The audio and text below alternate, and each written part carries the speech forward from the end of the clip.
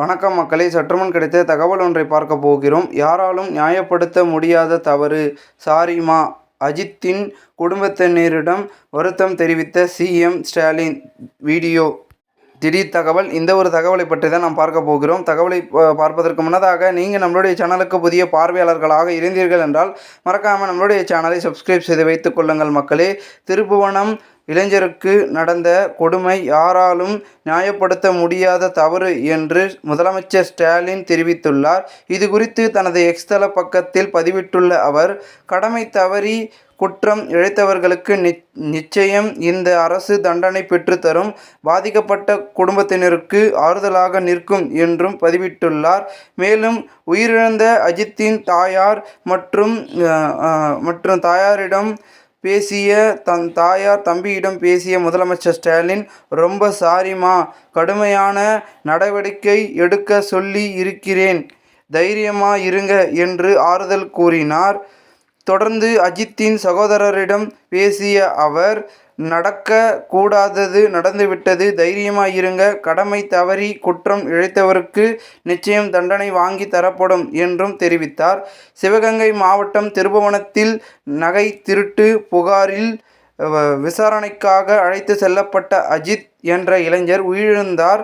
காவல்துறை கொடூரமாக தாக்கியதே காரணம் என்பது பிரேத பரிசோதனையில் உறுதியாகி உள்ளது. இந்த சம்பவம் தமிழகம் முழுவதும் பெரும் அதிர்ச்சியை ஏற்படுத்தியுள்ளது. இந்த வழக்கு தொடர்பாக கைது செய்யப்பட்டுள்ள 5 காவலர்கள் நீதிமன்றம் காவலில் சிறையில் அடைக்கப்பட்டுள்ளனர். மேலும் அஜித்குமாரின் மரணம் வழக்கை சிபிசிஐடிக்கு மாற்றப்பட்டுள்ளது. இந்த நிலையில் மானாமதுரை டிஎஸ்பி சண்முகம் சுந்தரம் பணியிடை நீக்கம் செய்து தமிழக காவல்துறை உத்தரவிட்டுள்ளது. ஏற்கனவே சிவகங்கை மாவட்ட காவல் கண்காணிப்பாளர் ஆஷிஷ் ராவத் காத்திருப்போர் பட்டியலுக்கு மாற்றப்பட்டார். ராமநாதபுரம் காவல் கண்காணிப்பாளர் சந்தீஷ் சிவகங்கை மாவட்டம் எஸ்பியாக நியமனம் செய்யப்பட்டுள்ளார்.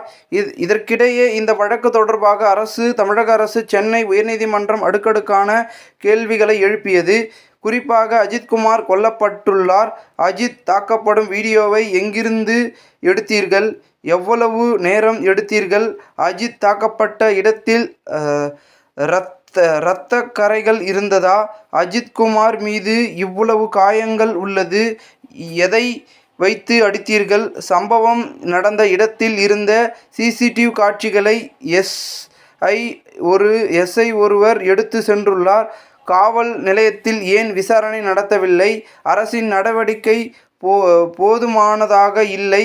உயரிய அதிகாரிகளை பாதுகாக்கும் பொருட்டு அரசின் நடவடிக்கை உள்ளது.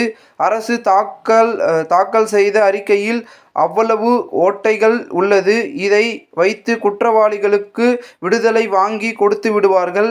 காவலர்கள் கைது செய்தது என்பது கண் துடைப்பு நடவடிக்கைதான். வரும் காலங்களில் காவல்துறையினர் யாரும் இப்படி நடந்து கொள்ளக்கூடாது.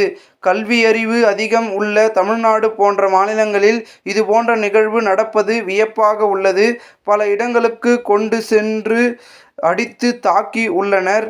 நாம் ஜனநாயக நாட்டில் இருக்கிறோம். மக்கள் எல்லாவற்றையும் பார்த்து கொண்டிருக்கின்றனர். நகை திருட்டு புகாரில் தங்கம் நகைகள் இன்னும் மீட்கப்படவில்லை. அந்தரங்க உறுப்புகளில் முகத்திலும் மிளகாய் தூவலை தூவியுள்ளனர்.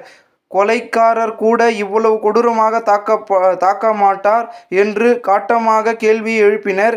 நாட்கள் செல்ல செல்ல சாட்சிகள் அழிக்கப்பட வாய்ப்புள்ளது என்றும் கூறிய நீதிபதிகள், அஜித்குமார் மரணம் வழக்கில் மதுரை மாவட்ட நீதிபதி உடனடியாக நீதி விசாரணை தொடங்க வேண்டும் என்றும் உத்தரவை பிறப்பித்தனர். திருப்புவனம் காவல் ஆய்வாளர்கள் வழக்கு தொடர்பான ஆவணங்களை நீதிபதியிடம் ஒப்படைக்கவும் உத்தரவிட்டனர். ஜூலை 8ஆம் தேதிக்கு இந்த வழக்கை ஒத்தி வைத்த நீதிபதிகள் அதுவரை வழக்கு தொடர்பான ஆவணங்கள் பாதுகாக்கப்பட வேண்டும் என்றும் தெரிவித்தனர். எனவே இந்த வழக்கு விசாரணை மாவட்ட நீதிபதியின் நேரடி விசாரணையின் கீழ் நடைபெற உள்ளது என்பதும் குறிப்பிடத்தக்கது. இந்த ஒரு தகவல் அரசியல் வட்டாரங்களில் பெரும் பேசும் பொருளாக இருக்கிறது. இந்த ஒரு தகவலை குறித்த பொதுமக்கள் உங்களுடைய கருத்துக்களை கமெண்ட் மூலமாக தெரிவிங்கள். இதுபோன்று நீங்கள் அரசியல் சார்ந்த நிகழ்வுகளாம் தினசரி தெரிந்து கொள்ள நம்முடைய சேனலை சப்ஸ்கிரைப் செய்து வைத்துக் கொள்ளுங்கள்.